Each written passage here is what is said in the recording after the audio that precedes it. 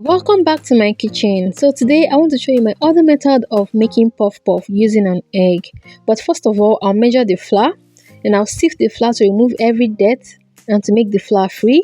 And I'll transfer to another bowl, and to it I'll add half cup of sugar, half tablespoon of salt, 1 tablespoon of nutmeg, and I'll mix everything till it's incorporated, and I'll be setting aside. And in another bowl, I added half cup of powdered milk and I'll dissolve with lukewarm water.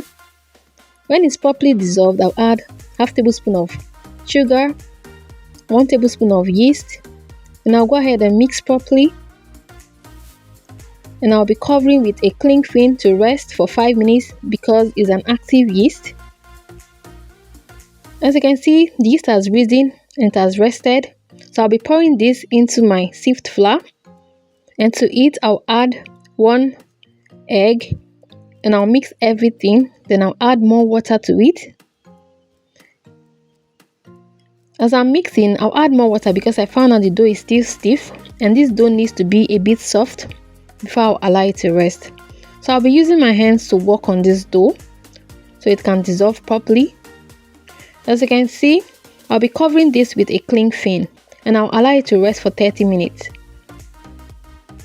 And here the dough has rested and it has risen in size, as you can see. So I'll go ahead and fry. So just as usual, I'll scoop the dough with my hand and then I'll be frying in a hot degree centigrade oil. This is so lovely and it's so tasty as it looks. You can make this recipe for your kids. They can use it as snacks. They can use it also as lunch. Take it to school and then take it with their drinks. They are going to enjoy it. Trust me, this is really lovely.